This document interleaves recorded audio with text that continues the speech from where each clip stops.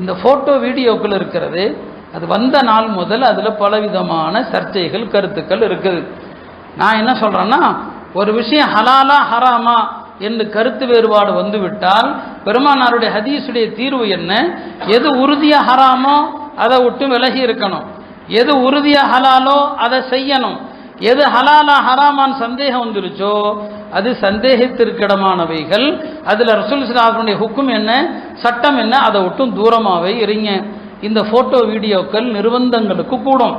இப்போ நாம் எல்லாருமே இல்லையா, ஒரு தேவைக்கு எடுத்தோம், எஸ்ஐஆருக்காக எடுக்கிறோம், ஒரு பாஸ்போர்ட்டுக்காக எடுக்கிறோம், அரசாங்க சட்டங்கள் அரசாங்கத்தினுடைய ரூல்ஸுகளுக்காக நாம் எடுக்கிறோம், அதெல்லாம் கூடும், அதில் பிரச்சனை இல்லை.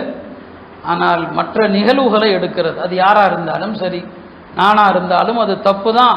நானே இருக்கிற சபைகளில் ஃபோட்டோ எடுக்கிறாங்க, அதுக்காக நான் நியாயப்படுத்தலாம் மாட்டேன், அது சரின்னுலாம் சொல்ல மாட்டேன். நான் ஃபோட்டோ விரும்புகிறதே கிடையாது, எந்த காலத்திலும் சரி நான் ஃபோட்டோ விரும்புறதில்லை.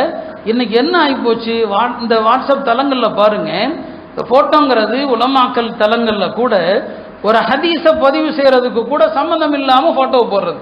உதாரணமாக குழந்தைகளை பற்றி ஒரு ஹதீஸ் வருதுன்னா, குழந்தைகளை பற்றி ஹதீஸ் வருதுன்னா குழந்தைகள் மீது கருணை காட்டாதவன் நம்மை சார்ந்தவன் அல்ல. இந்த ஹதீஸை போடுங்க, என்ன செய்யறது, இந்த ஹதீஸை போட்டுட்டு கூடவே குழந்தைகளுடைய ஃபோட்டோ போடுறது என்ன தேவை இருக்குது? இந்த ஃபோட்டோவுடைய அவசியம் என்ன இருக்குது?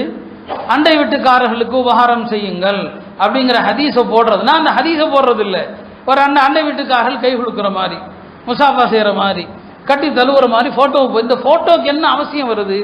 அப்போ ஃபோட்டோ ஹராம்ங்கிற அந்த பார்வை எல்லாருடைய உள்ளத்திலிருந்தும் போயிடுச்சு. இந்த ஹராமை நீங்கள் செஞ்சுக்கிட்டு அல்லாஹ்வுடைய மார்க்கத்திற்கு நீங்கள் நன்றியுள்ள மக்களாக இருக்கிறீங்க. எப்போ நன்றி இல்லையோ அல்லாஹ்வுடைய கடுமை தண்டனை இருக்க தான் செய்யும். நாளுக்கு நாள் சட்டங்களால் நாம் அழுத்தப்படுவோம், நிர்பந்திக்கப்படுவோம்.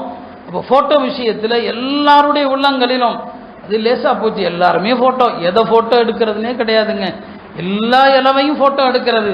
கல்யாண வீட்டில் சாப்பிட்றத போய் ஃபோட்டோ வீடியோ எடுக்கிறாங்க, அதில் என்ன கிடைக்க போகுது? அதனால் என்ன துனியாவுக்கு என்ன இருக்கு? ஏதாவது ஒரு சின்ன லாபம் இருக்குதா? அப்போ மார்க்கம் இந்த விஷயங்களை எல்லாம் உண்மையாக கண்டிக்கிறது. நாம் அந்த மாதிரியான தவறுகளை செஞ்சுக்கிட்டு தான் இருக்கிறோம். நபி ஸல்லல்லாஹு அலைஹி வஸல்லம் திரும்ப திரும்ப சொல்லுவாங்க, இன்ன அஷத்தன் நாஸி அஸாபன் யௌமல் கியாமத்தில் முஸவ்விரூன், மறுமையில் கடும் தண்டனைக்குரியவர்கள் இந்த உருவம் வரையக்கூடியவர்கள் தான். எனவே இந்த விஷயத்தில் மார்க்கம் சொல்லக்கூடிய இந்த கட்டளைகளை நாம் பேணணும். நம்ம